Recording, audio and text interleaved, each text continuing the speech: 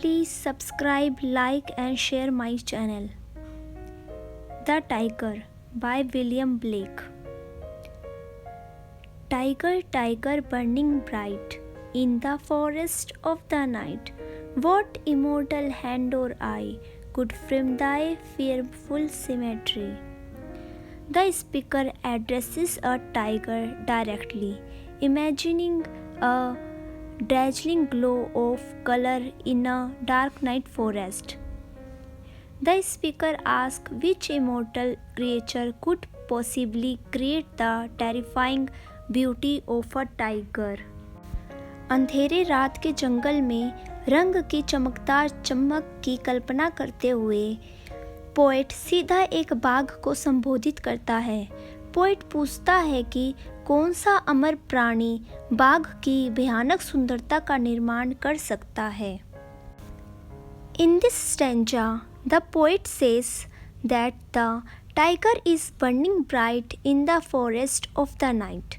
The line means that the tiger which is in the forest is burning like fire, or in other words, looking like yellow fire in the dead of night. The burning bright also reflects the tiger's bright yellow color that makes it look fierce.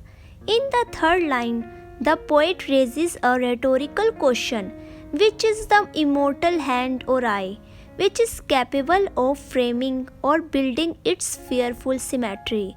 The poet, in a way, appreciating the power of God, who can create such a fearful structure and bear its appearance. The man can neither create it or can bear its appearance due to fear.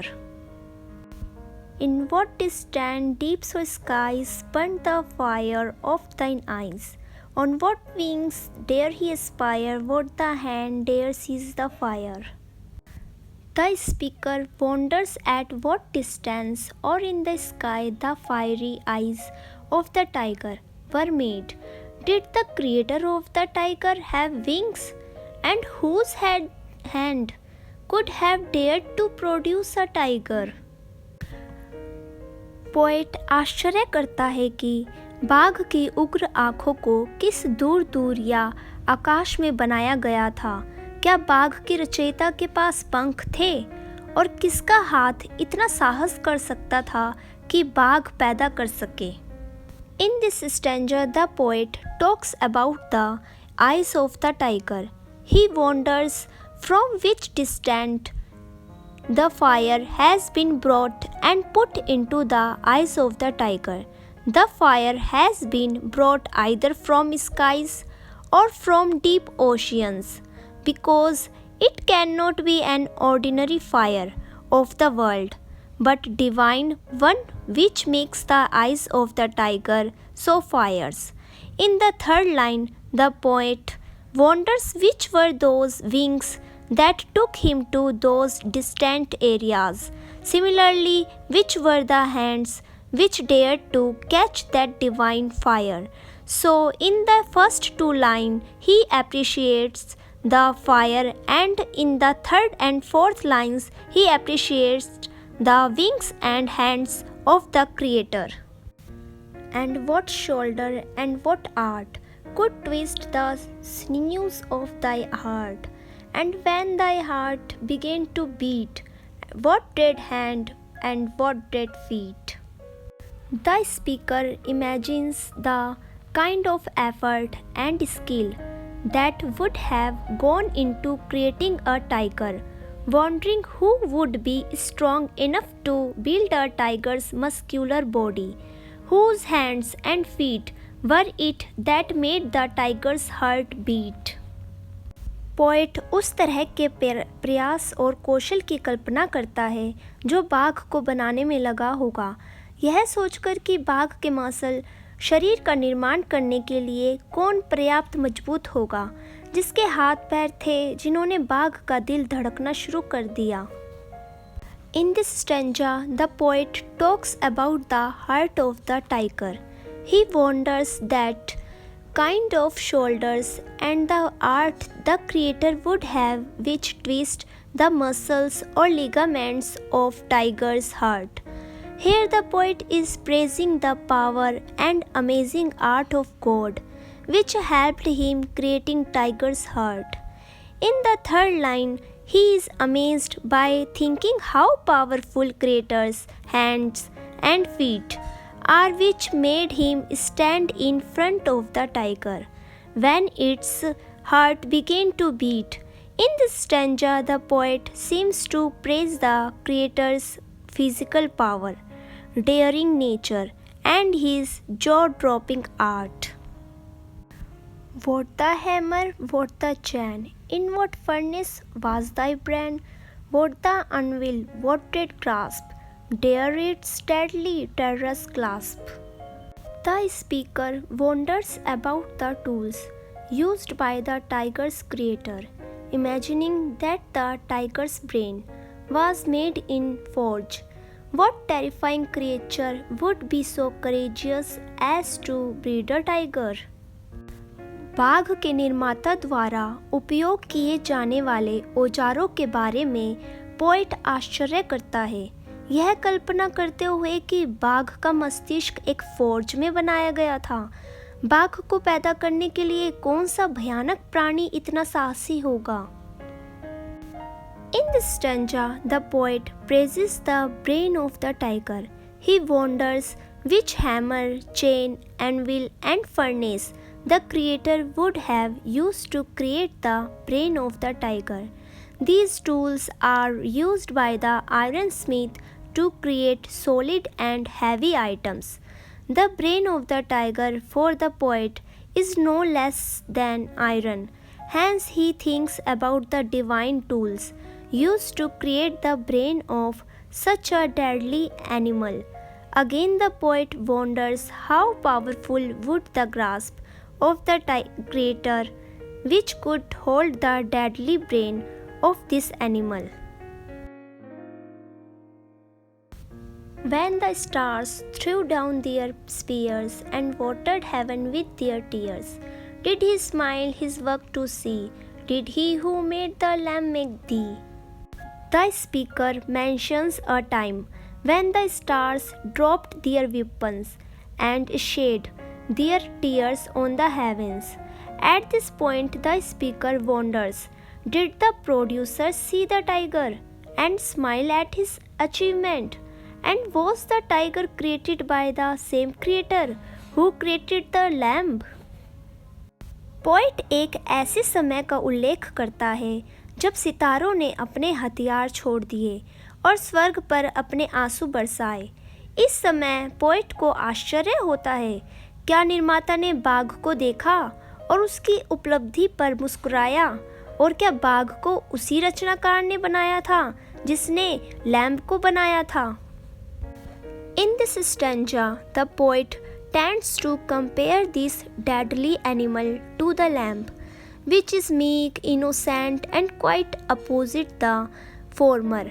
In addition, there is also a reference to a biblical incident as mentioned in Paradise Lost by John Milton. The poet says that when God created the tiger, the stars, which were in war with him, were so frightened by its sight that they accepted their defeat and threw down their weapons and made the sky wet with their tears. In the third line, the poet wonders, would God have smiled after creating tiger, as it was beyond words for satanic forces?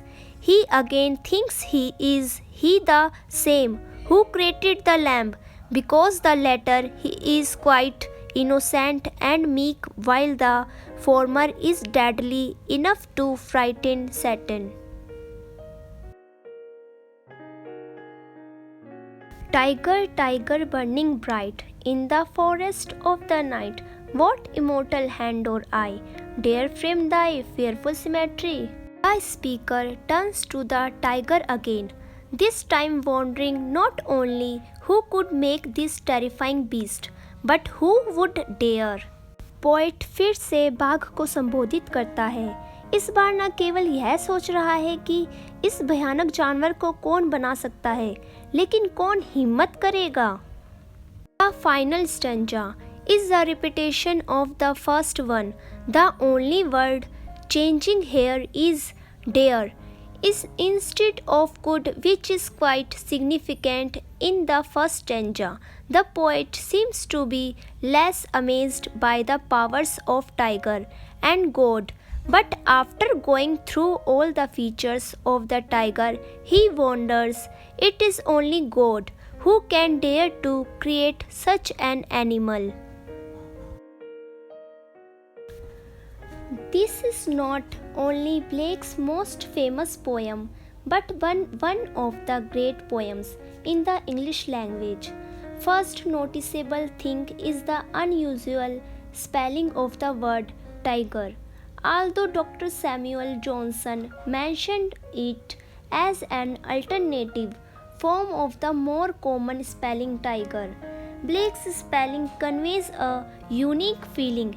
In this context, it is important to remember that for Blake, a poem is not a group of words presented in a linear fashion on a page, but a poem is a visual object. His engraving and painting are integral parts of his verbal art. Thus, a poem by Blake is meant to be seen and read. Only then is its full impact felt.